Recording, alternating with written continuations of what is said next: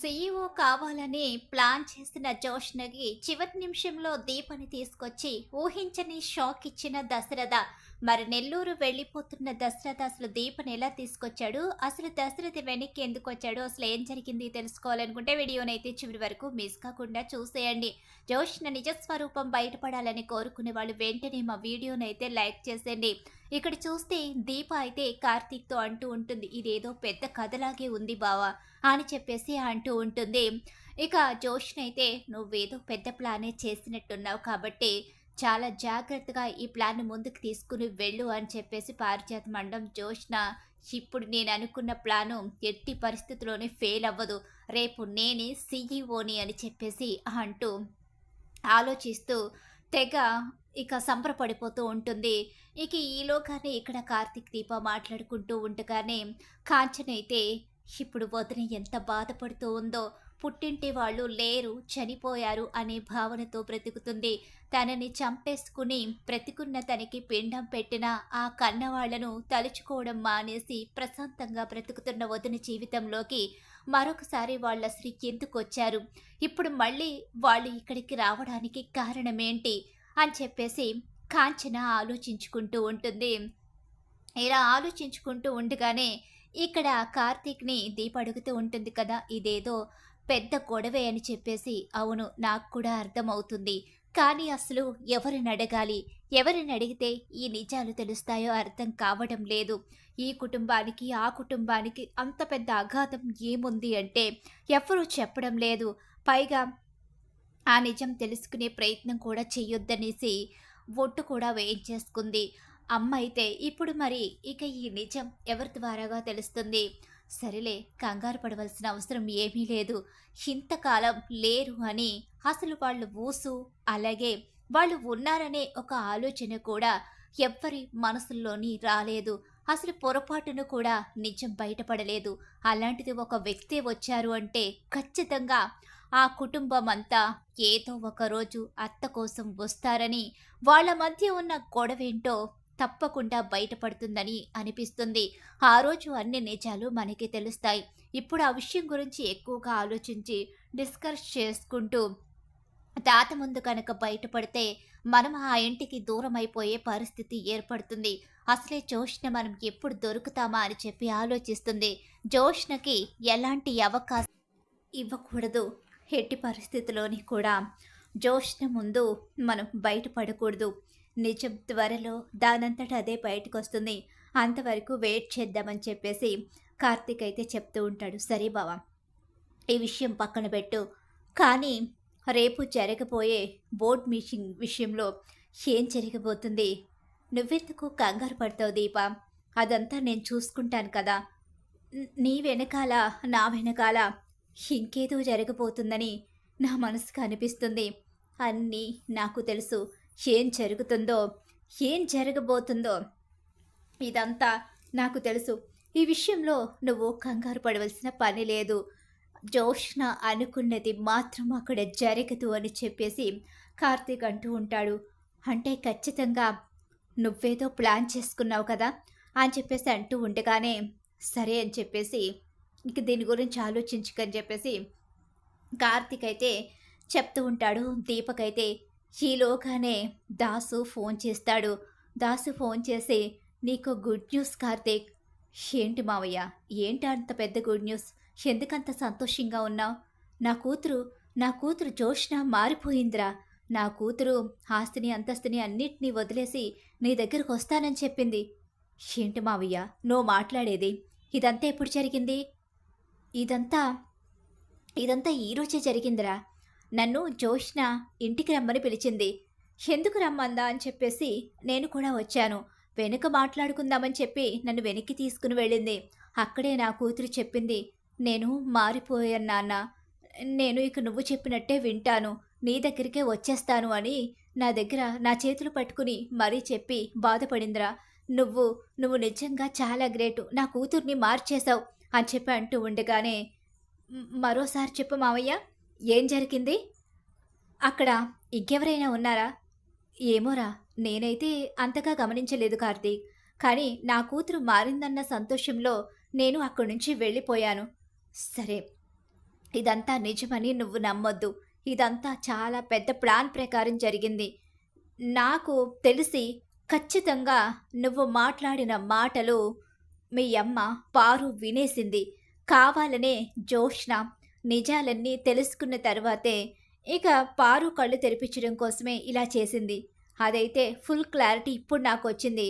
నేను పారులో వచ్చిన మార్పుని గమనించాను. ఎందుకు మధ్యాహ్నం నుంచి తను అలా మారిపోయింది? తన ప్రవర్తనలో ఎందుకంత మార్పొచ్చిందో నాకు అర్థం కాలేదు.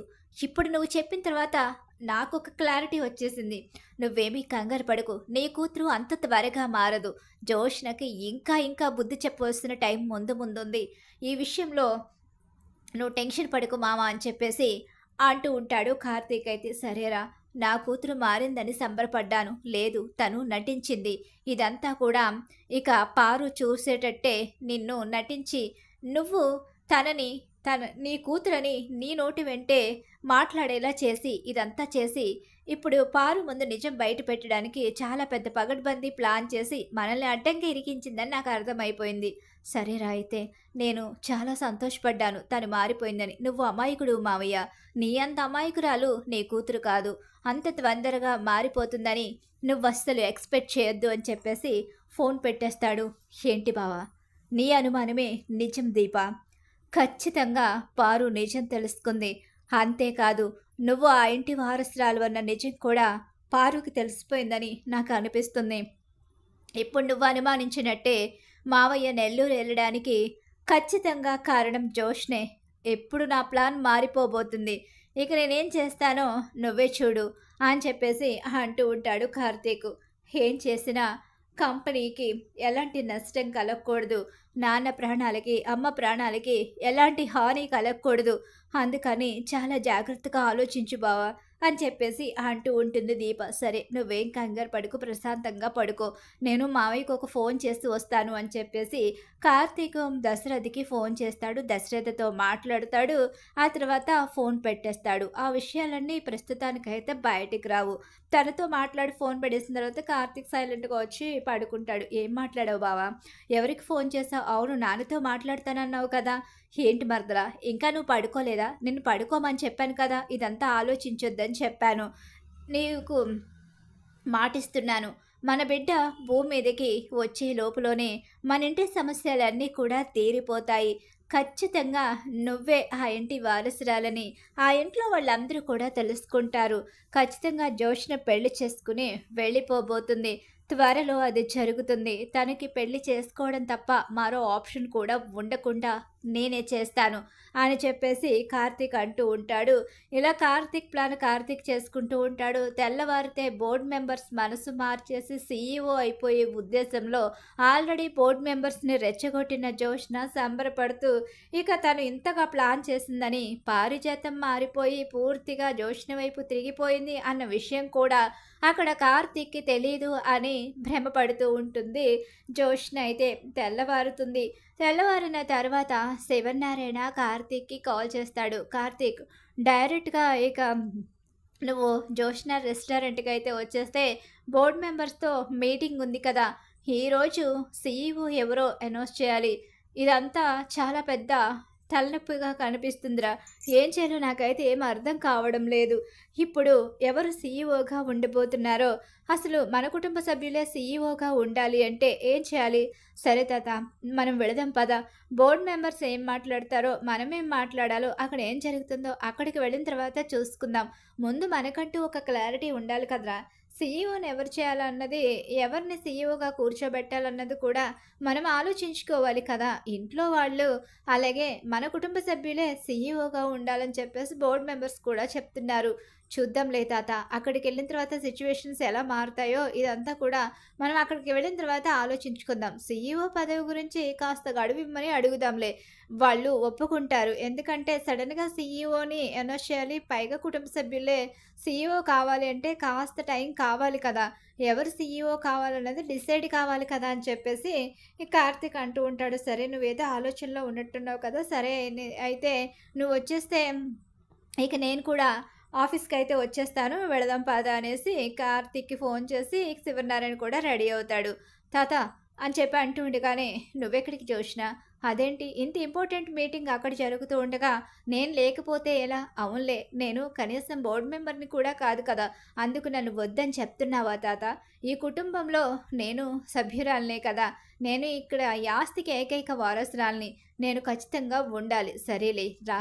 అని చెప్పేసి జోష్‌నిని కూడా తీసుకొని శివనారాయణ అయితే బయలుదేరతాడు. All the best మనవరాలా!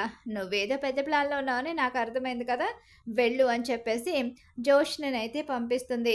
ఇక సుమిత్ర దగ్గరికి వెళ్ళేసరికి సుమిత్ర అలా ఆలోచిస్తూ ఉంటుంది. ఏంటి సుమిత్ర ఇంకా జరిగిన గొడవ గురించి ఆలోచిస్తున్నావా? అదేం లేదు అత్తయ్య. జోష్న ఎక్కడుంది? జోష్న నా దగ్గరికి రాలేదేంటి ఉదయం నుంచి? ఆయన జోష్న చూసుకుంటుందని చెప్పారు. జోష్న చూస్తే తను ఉదయం నుంచి కనిపించడం లేదేంటి? జోష్న జోష్న ఈరోజు అదే రెస్టారెంట్‌లో మీటింగ్ ఉంది కదా! బోర్డ్ మెంబర్స్‌తో. సీఈఓ గురించి ఆలోచించడానికి అందరూ వెళుతుంటే జోష్న కూడా వెళ్ళింది. అందుకే నేనొచ్చాను సుమిత్ర. నీకేమైనా కావాలి అంటే చెప్పు. నేను తీసుకొస్తాను. ఇంకా దీపు కూడా రాలేదు అని చెప్పేసి అంటూ ఉంటుంది. ఇక పారిజాతమైతే, "ఇంకా దీపు కూడా రాకపోవడం ఏంటత్తయ్య? దీపుకేమైనా నీరసంగా ఉందా ఏంటి? ఒక్కసారి ఫోన్ చేసి కనుక్కోండి. వస్తానని చెప్పిందిలే. ఫోన్ చేయనవసరం లేదు" అని చెప్పేసి అంటూ ఉంటుంది పారిజాతమైతే. ఇదిలా జరుగుతుంది. బోర్డ్ మెంబర్స్ అందరూ వస్తారు. అక్కడ ఇక అందరూ కూడా కూర్చొని ఉంటారు. ఈలోగా కార్తీక్ అక్కడికి వస్తాడు. అలాగే శివనారాయణ, జోష్న అందరూ కూడా అక్కడికొస్తారు. ఇక అందరూ కూడా ఒకరికొకరు షేక్ హ్యాండ్ ఇచ్చుకోవడం, కూర్చోవడం జరుగుతుంది. శివనారాయణ గారు, ఇప్పుడు మీరేం డిసైడ్ చేసుకున్నారు? మీ ఫ్యామిలీ మెంబర్స్‌లో ఎవరు సీఈఓగా కూర్చోబోతున్నారు? అని చెప్పేసి అంటూ అడుగుతూ ఉండగానే, దాని గురించే డిస్కస్ చేసుకుంటున్నాం. అదేంటి శివనారాయణ గారు, ఇంకా డిస్కషన్ చేసుకోవడంలోనే ఉండిపోవడం ఏంటి? మీరు ఏదో ఒకటి చెప్తేనే కదా! మా డిసిషన్ ఏంటో మేం చెప్పాలి అనుకుంటున్నాం. ఎందుకంటే, మేము ఈ బోర్డ్ మెంబర్స్‌గా ఉండాలో లేదో, ఈ పార్ట్నర్‌షిప్‌ని వదిలేసి వెళ్ళిపోవాలన్నది మమ్మల్ని కన్‌ఫ్యూజన్‌లో పడేస్తున్నారు. మీరు ఒక విషయం మాకు చెప్తేనే కదా మాకంటూ ఒక క్లారిటీ ఉంటుంది అని చెప్పేసి ఇక అంటూ ఉంటారు బోర్డ్ మెంబర్స్ అయితే. అయినా మీ మనవరాలు ఇంకా మీ ఇంటికి ఏకైక వారసురాలు జోష్న గారే కాబట్టి మళ్ళీ జోష్న గారిని సీఈఓని చేయాలని మీరేమైనా ఆలోచిస్తున్నారా ఏంటి? అయినా మీ యారు ఆలోచించిన తప్పేముంది? తను సీఈఓ కావచ్చు. ఎందుకంటే సీఈఓ అంటే ఒకసారి తను తప్పులు చేసింది. కాదని మేము అనడం లేదు. కానీ తనకి మరో ఛాన్స్ ఇవ్వడంలో తప్పు లేదు.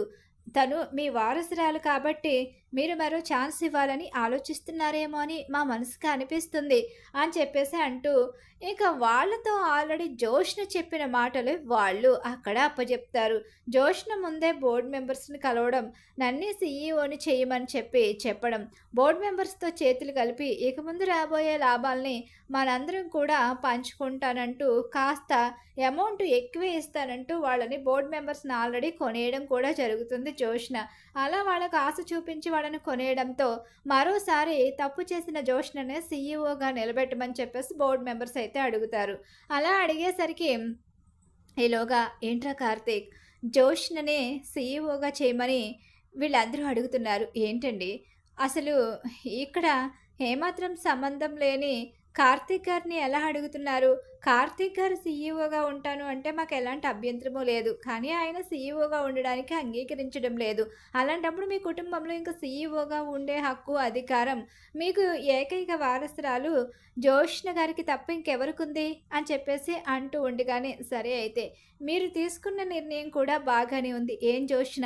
ఇక ముందైనా తప్పులు చేయకుండా సీఈఓ పదవిని జాగ్రత్తగా రన్ చేసుకుంటూ నువ్వు ఈ జోష్న రెస్టారెంట్‌ని ముందుకు తీసుకెళ్ళగలవా? అసలు నువ్వు ఇదంతా సాధ్యం చేయగలవా? అని చెప్పేసి శివనారాయణ అడుగుతూ ఉండగానే, "ఆ! చేస్తాను తాత. నేను ఖచ్చితంగా ముందుకు తీసుకొని వెళతాను. నేను ఇక మీదట ఎలాంటి తప్పులు చేయను. సీఈఓ పదవిలో కూర్చున్న దగ్గర నుంచి జోష్న రెస్టారెంట్‌ని ఎలా ముందుకు తీసుకొని వెళ్ళాలా అని ఆలోచిస్తానే తప్ప, మరో తప్పు చేయడానికి అస్సలు నేను అవకాశం ఇవ్వను. నేను కూడా తప్పు చేయను" అని చెప్పేసి ఇక అంటూ ఉంటుంది జోష్న. "నేను సీఈఓగా ఉంటే ఇక మీదట తప్పు జరగనివ్వను. మరోసారి నేను మీకు ప్రాబ్లమ్ క్రియేట్ చేయనని చెప్పేసి, కావాలంటే ప్రామిస్ చేస్తానని చెప్పేసి తన తాతయ్య దగ్గర ప్రగల్భాలు పలుకుతూ ఉంటుంది. సీఈఓ కావడానికి చాలా ప్రయత్నాలు చేసి, చివరకు ఎలా అయితే సీఈఓ అవ్వాలి అని తన తాతయ్య నోటి వెంటే చెప్పించుకునే పరిస్థితి క్రియేట్ చేసుకుంటుంది. ఇక జోష్న అయితే కార్తీక్ ఏం మాట్లాడ్డు. మౌనంగా అలా నిలబడి జరుగుతున్నదంతా చూస్తూ ఉంటాడు. ఏరా కార్తీక్! ఇక్కడ నీకంటూ ఎలాంటి సంబంధం ఉన్నా లేకపోయినా మనింటితో నీకు బంధం ఉంది. నీకు మాట్లాడే అధికారం ఉంది. ఎందుకంటే నువ్వు ఈ రెస్టారెంట్ విషయంలో గొప్పగా చదువుకొని అవార్డు కూడా తీసుకున్నవాడివి. కాబట్టి జోష్‌ని మరోసారి సీఈఓని చేయడం కరెక్టేనంటావా అని కార్తీక్‌ని అడుగుతూ ఉండగానే, అది మీ ఇష్టం. నేనేం చెప్పగలను?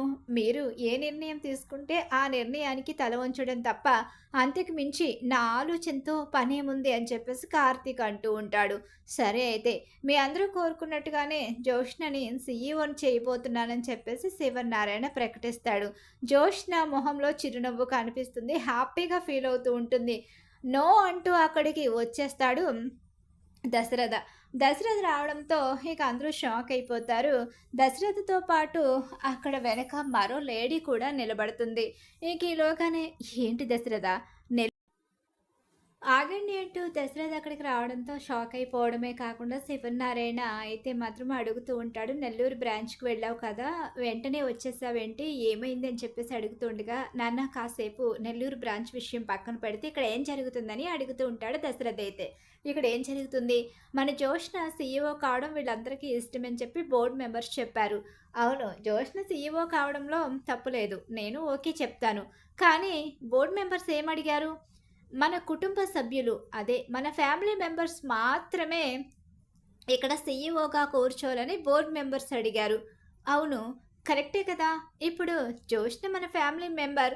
అలాగే మన ఆస్తికి, మన ఇంటికి ఏకైక వారసురాలు. అందుకే జోష్ననే ఇక సీఈఓ పదవిలో కూర్చోబెట్టాలని అందరూ నిర్ణయించుకున్నారు. అలా ఎలా కుదురుతుంది? జోష్న మన ఫ్యామిలీ మెంబర్ ఎలా అవుతుంది? ఏంటి దశరథ ఏం మాట్లాడుతున్నావు? అవునండి దశరథ్ గారు, ఏం మాట్లాడుతున్నారు మీరు? జోష్నే కదా మీ కూతురు? కాదు, జోష్న నా కన్న కూతురు కాదు, మా ఫ్యామిలీ మెంబర్ అసలే కాదు. ఏం మాట్లాడుతున్నారు దశరథ్ గారు? అవును, జోష్న నా తమ్ముడు, అదే మా పిన్ని కొడుకైన దాసు కూతురు. నా కన్న కూతురు, మా ఇంటి వారసురాలు, మా ఆస్తికి ఏకైక వారసురాలైన అమ్మాయిని నేనిప్పుడు తీసుకొచ్చాను. నా కూతురే ఇక్కడ సీఈఓ కావాలి. వేరొకరు, ఇంకొక ఫ్యామిలీ మెంబరు ఇక్కడ సీఈఓ కావడానికి నేను ఒప్పుకోను అని చెప్పేసి అంటూ ఉండిగానే, అసలు ఏం మాట్లాడుతున్నావు? నాకైతే ఏం అర్థం కావడం లేదని చెప్పి శివనారాయణ చూస్తూ ఉండగానే దీపని తీసుకొచ్చి, ఇదిగో తనే నా కన్న కూతురు. సుమిత్ర దశరథుల కన్న కూతురు. శివనారాయణ గారి ఏకైక వారసురాలు నా కూతురు దీప అని చెప్పేసి అందరి ముందు చెప్పేసరికి, అసలు ఇదంతా ఏంటండి? ఇదంతా నమ్మశక్యంగా లేదని అంటూ ఉండగానే, జోష్న దగ్గర ఉన్న డిఎన్ఏ రిపోర్ట్స్ కూడా ఇక తన చేతిలో ఉంటాయి. ఆ డిఎన్ఏ రిపోర్ట్స్ కూడా చూపిస్తాడు. అసలు ఏమైంది దశరథ నీకు? అసలు ఏం జరుగుతుంది? జోష్నని వారసురాలు కాదని దీపే వారసురాలని అంటున్నావు. దీప వారసురాలైతే ఇంతకాలం జోష్న మనింటి వారసురాలుగా మన ఇంట్లో ఎలా ఉంది అని చెప్పి అడిగేసరికి, ఇదంతా నీ మీద ఉన్న పగ ప్రతీకారంతో పిన్ని చేసిన కుట్ర కారణంగా ఇంతకాలం తన కొడుకు కూతురైన జోష్న మన ఇంటి వారసురాలలా ఉంది. అందుకనే మన ఇంటికి మనకి ద్రోహం చేస్తూ ఇక తను కూడా ఆస్తిని సొంతం చేసుకోవాలని మన వారసురాలైన దీపనే చంపాలి అనుకుంది జోష్న. ఇదంతా తెలిసి కూడా మన ఫ్యామిలీ మెంబర్గా సీఈఓ పదవిని చేజిక్కించుకుని మరికొన్ని కోట్లు తను సొంతం చేసుకోవడానికి ప్రయత్నిస్తుంది. సీఈఓ పదవి నుంచి రిజైన్ చేసిన తర్వాత ఎన్నో కోట్లు తను సైడ్ చేసి తను పర్సనల్ అకౌంట్లో వేసుకున్న విషయం కూడా నాకు తెలుసు. ఈ విషయాలన్నీ బావ శ్రీధర్ ఎప్పుడూ చెప్పాడు. తను అన్ని సాక్ష్యాలతో నాకు చూపించాడు. కానీ నిజాలన్నీ ఒక్కసారే బయట పెట్టాలని నేను మౌనంగా ఉండిపోయాను. ఆ లెక్కలన్నీ బయట పెడితే జోష్న ఇప్పుడు జైల్లో ఉండవలసిన పరిస్థితి వస్తుంది. అది జోష్న నిర్ణయానికి వదిలేస్తున్నాను. కానీ ఇక్కడ ఈ సీట్లో కూర్చునే హక్కు నా కన్న కూతురు దీపకి మాత్రమే ఉంది అని చెప్పేసి చివరి నిమిషంలో సీఈఓ పదవిలోకి నేనే కూర్చోబోతున్నాను అంటూ విర్రవీగుతూ కార్తీక్ వైపు ఒక పొగరుగా ఒక్క చూపు చూసిన జోష్నకి దీపని తీసుకొచ్చి తన వారసురాలు అంటూ జరిగిన నిజాలన్నీ బయటపెట్టి చివరకు జోష్న అరెస్ట్ అవడమే కరెక్టు అంటూ దశరథ చెప్పిన మాటలకి షాక్ అయిపోయి నిర్ఘాంతురాలైపోయి నిలబడిపోతుంది. జోష్న పారిజాతం ఆ కుటుంబానికి చేసిన అన్యాయం తెలుసుకున్న శివనారాయణ కోపంతో రగిలిపోతూ జోష్నని అరెస్టు చేయించాలి అని చెప్పేసి చివరిగా కోపంగా ఒక్క మాట అయితే అనేసి అక్కడి నుంచి వెళ్ళిపోతాడు శివనారాయణ. అలా జోష్నకి ఊహించని షాక్ అయితే ఎదురవబోతుంది. మరి ఖచ్చితంగా రాబోయే కథలో ఇలానే జరిగిపోతుంది. ఇలానే జరగాలని మీరు కోరుకుంటున్నారా? అయితే వీడియోని తప్పకుండా లైక్ చేసేయండి. మీరిచ్చే ఒక్క లైక్ సపోర్ట్ అండ్ ఎంకరేజ్‌మెంట్‌గా ఉంటుంది.